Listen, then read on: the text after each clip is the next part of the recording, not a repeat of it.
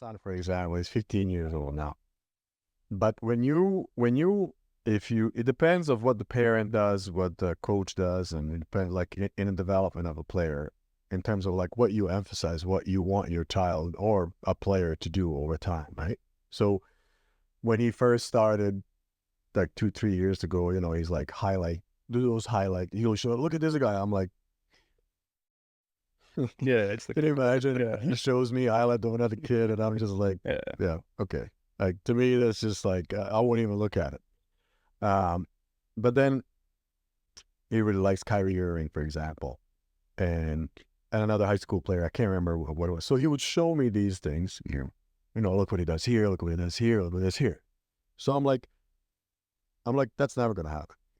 Like It's never gonna happen in like I'm like, you're never gonna be that. Yeah. Like, and then it's like, why I gotta be so negative? And I'm like, I'm not negative. That's not basketball. Yeah. So what do you think? I'm like, Kevin Pangos. And he goes, what? I'm like, find Kevin Pangos highlight tape.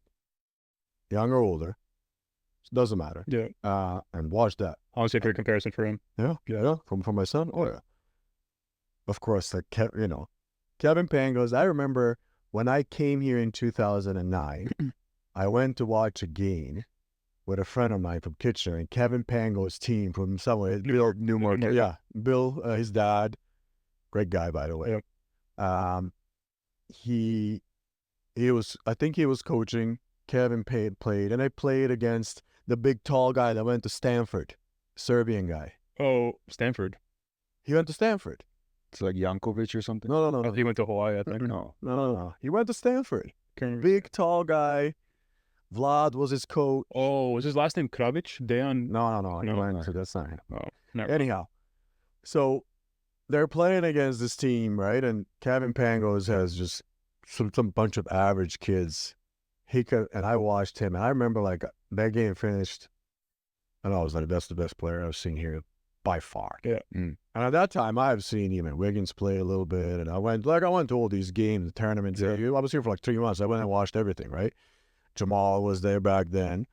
So you look at Kevin Pangos, for example, like I think he had maybe 7, 8, 9, 10, 11 points. No, a couple of turns, nothing much. But man, he just controlled everything. Yeah. He had those other guys look like NCAA all-stars, and they would just catch and shoot guys. Like he would rip people apart, man. So going back to what I said, I tell my son, I'm like, Kevin Pangos in 3 years ago. Of course, he's like, what? Hell no. I'm like, what? Probably thinks it sucks. Well, he looked at the video, he's like, I don't want to be that. Yeah.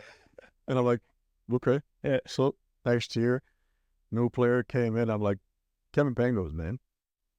So time goes by. Yeah. About 2 months ago, now he's, about to go to grade 9, has done extensive AAU in USA in years, seen this, seen that. And I'm like, Kevin Pangos, man. So Kevin fucking Pangos, that's how you play basketball. Now he's like, that's actually true. And then he starts watching. I'm like, you see how he comes across, you see how he dribbles the ball, you see how he pulls up, you see how well he plays within his size, you see how he understands this and that, you see this, see that.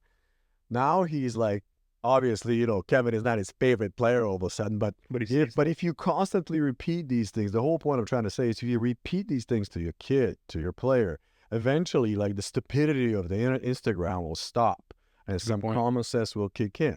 The problem you have here is that 99% of trainers are the Instagram guys too, and not the Kevin Pangos type guys. Yeah. That's the problem, right? This is why I think it's the difference is how I always saw basketball. Is to me, that was, I'd still think I haven't seen a better player than him. Yeah. And Jamal was amazing, different. I wouldn't say it's better than Jamal, but like Jamal, I don't even mention him, man. Yeah. The guy's an NBA All-Star, so let's just put that to the side. Yeah. But you look at, if you constantly preach this to these players, they'll get it. Like my son, in the end, he still likes all these other guys, and he's not gonna look up Kevin, but he sees, okay, that's the game. I'm like, yeah, you see how he comes off with the ball, how he comes off screens, how he defends, what he's done in Gonzaga, Yeah. how he picked the university, Yeah. right? The right university to go to. So it's that's what I think that the problem is. Social media is absolute cancer for those kids.